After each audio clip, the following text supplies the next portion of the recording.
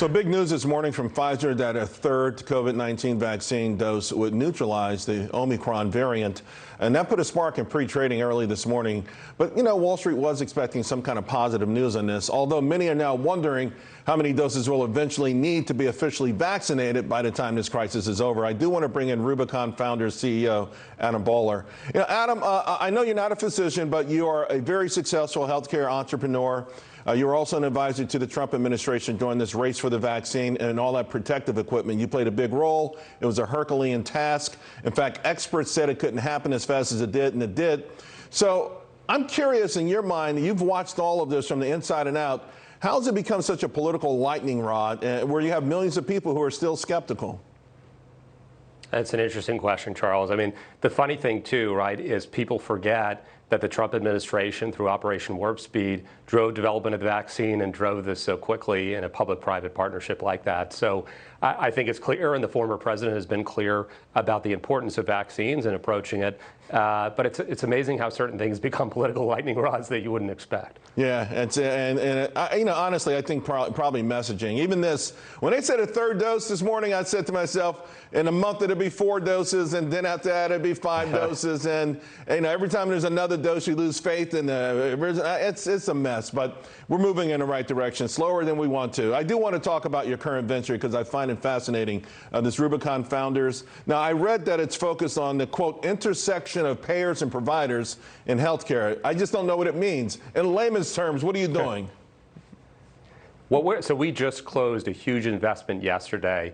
We bought the largest provider of physician house calls in the country.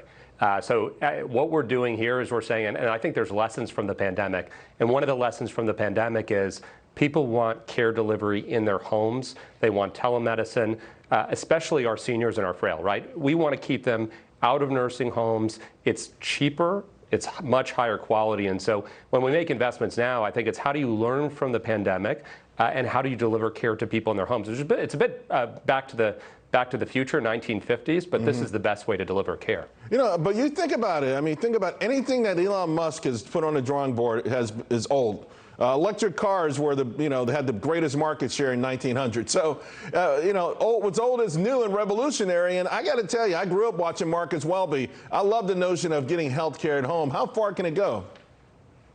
Oh, I think it can go really far. I mean, think about it this way. The Dr. Welby thing is funny. Not only are you going to have care delivered in your home, personalized to you, and again, we're the leading provider in the country. If you have insurance right now and you're not offered care in your home, you should ask them about it.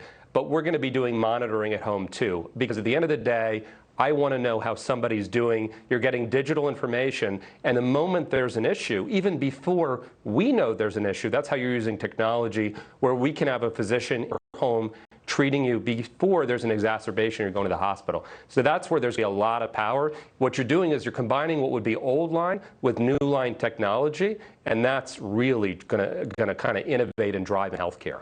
We've seen a lot of innovation on the medical side. We've seen things, you know, the folks involved in CRISPR winning the Nobel Prize. Can we expect more on the actual, you know, the patient side? Because that feels antiquated. I think so. I mean, what all of this is going to is more data on people. So you were talking about CRISPR, that's genomic sequencing information. We're still, I mean, that's kind of like the bottom of the ocean or outer space in terms of exploratory territory. There is so much more data that's coming from DNA sequencing, and that's going to be standard of care. People are going to have their DNA sequenced. We're going to know very specific things about them. And then if you combine that with delivery in the home, you're going to end up preventing care. So our system today, it's all reactive. It's responding. The real question here is how do you stop something before it starts? And that's where medicine is going. That's going to be the innovation in healthcare and where these two things intersect. All right, now I know. Hey, Adam, it was great meeting you, and fantastic stuff. Congratulations. Hey, thanks, Charles. I really appreciate it.